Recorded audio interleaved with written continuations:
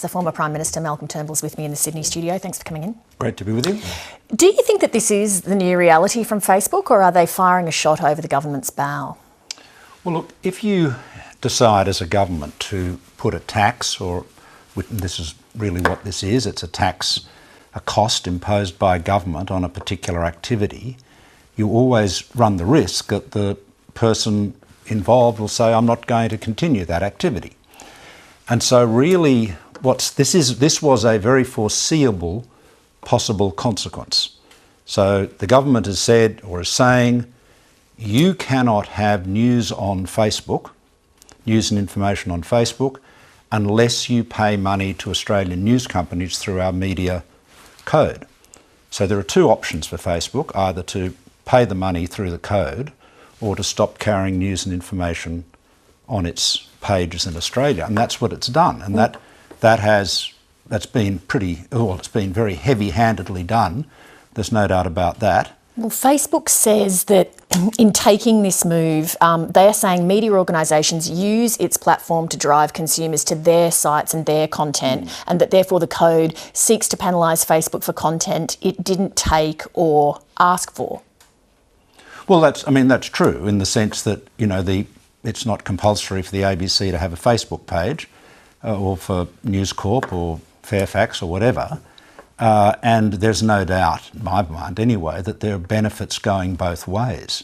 But the point is that if you say, as a government, if you decide to put a tax on something, let's say you say, we're going to charge $100 for everyone that drives their car into the CBD of Sydney, a congestion charge. That will inevitably result in fewer people driving their cars. That's probably the objective. So as you say, that's the consequence. Do you think that it's a problematic consequence or not? I think it's a huge problem. I think, frankly, a better way to approach this would be to firstly ask what the real question is. And the real question is the advertising revenue base for media has moved to digital platforms. Facebook and Google are the two biggest, but there are others. And that has meant there is less revenue available to support journalism. That's something that's been of huge concern to everybody for quite some time. Maybe government would be better off simply imposing an additional tax on digital advertising revenues across the board, so it can't be avoided. You cannot avoid that. And it applies to Australian platforms, foreign platforms, realestate.com.au, Facebook, Google, applies to them all, and then take that pool of money and make that available for public interest journalism. Is that too late for that now, though? Well, I think it probably is too late, but the difficulty with it is this was essentially holding a gun to the head of private businesses and saying to Facebook, in this case, you have to pay money to people who choose to put content on your site. You're not appropriating it, you're not stealing their copyright, they're choosing to put it there, but we're going to make you pay the money. And there's always the risk that they say, okay, we won't have content of that description on our site. Now, I don't think that's a great outcome. I think it's a bad outcome, but I think if you had a tax right across the board, then that can't be avoided. So now that Facebook's done that, what do you think should be the government's next move?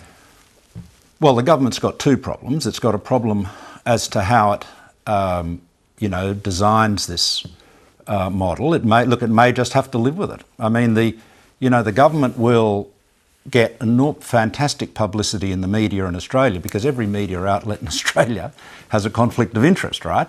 So the headlines will be appalling for Facebook. But Facebook's concern, as they've said quite openly, is they're worried about setting a precedent. What they don't want to be in is a position where they have to pay people for content that those people choose to put on their site. So that's, the government gave them an out.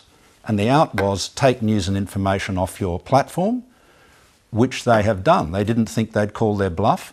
I think the government will have a challenge in dealing with this, but I do genuinely think that the best type of tax, if you like, and this is a tax, is one that is very hard to avoid. And you're better off if you had a tax on all digital advertising revenues right across the board. Then that can't be avoided, and then you've got to design a fair mechanism to use that to support public interest journalism. What do you think will be the impact on Australians' access to credible sources of news and information when it's not on Facebook?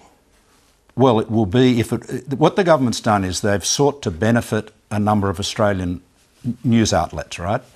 But as part of an anti-avoidance provision in the legislation, they've said you can't just not carry those Australian news outlets, you can't carry news and information generally. And I think the idea there was to say you can't, stop carrying the Sydney Morning Herald, but you can carry the New York Times. Now, that's obviously reaches a lot wider than what you and I would traditionally call news organisations. But the reality is that Facebook will not have.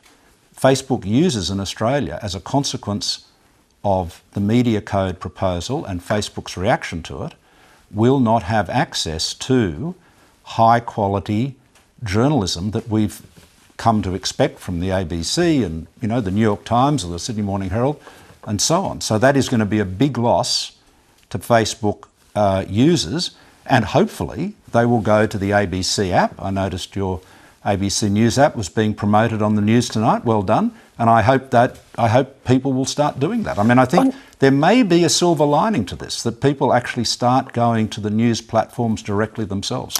On another matter that's dominated Canberra this week, the case of Brittany Higgins, the Defence Minister Linda Reynolds apologised in the Parliament today for her conduct. Let's have a listen to that. At all times, to me, Brittany's welfare and her right to privacy were paramount to me. For my part, I am deeply sorry that Brittany felt unsupported at the time of the incident and in the months that followed, and in fact the years that followed. I'm also deeply sorry that some of my actions and my handling of this matter added to Brittany's distress. Malcolm Turnbull, what do you think are the unanswered questions in relation to this matter? Well, Lee, there are all the usual questions of who knew what, where and when, and I won't go over those. But look, the big problem here is a cultural problem in Parliament, in that political culture. I talked about it when I was Prime Minister. That's why I changed the Ministerial Code of Conduct. In my Ministerial Code of Conduct, I talked about leading by example and the importance of ministers leading by example in the way they treated others with respect. Now, the reality is that culture has not improved enough. I mean, it is. To be honest with you, I don't know whether it's better than it was when I was PM. I haven't been there for 2 years, but it is. Women are treated with disrespect regularly. I would say almost institutionally in Parliament. In a way, it reminds me of the corporate world in the 1970s. It's so out of date. Would you, even in the context of a culture like that, have thought that it would be possible that you would have a situation like this where you have the alleged rape of a young staffer in a minister's office? People have to be aware of it, and it never seems to go anywhere? Well, it doesn't. Look, most of what has been said, or much of what has been said, is almost impossible to believe. I mean, I don't understand why this young woman was not interviewed by the police at the very outset. I mean, this was once it was clear that there was an issue or the issue of rape, assault was involved, the police should have been involved. I mean, that is a very, very serious crime. And there's a lot of indecorous, disrespectful conduct around, but this is a very serious, rape is a very, very serious crime. So I'm astonished the police were not involved right at the outset. I don't believe that it was, unknown to the Prime Minister's office. I don't think that is credible. I don't think anyone, frankly, thinks that's credible. Anyone else thinks it's credible. The reality is that this was a serious crime, as is alleged. It should have been dealt with seriously, and it wasn't. And I mean, look, I know, I'm sure there are many people who think they've done the right thing, perhaps, but this is a crime. Rape is the most, it is one of the most serious crimes in the criminal calendar. It's just sort of below manslaughter and murder in the old, scale of sentences and so forth. So I'm astonished that it was treated in the way it was. Malcolm Turnbull, thank you. Thank you. Hi, I'm Lee Sales. Thanks for watching this story. If you'd like to watch more of 7:30's stories, they are on the left of your screen. And tap on the button below to subscribe and get the latest from ABC News.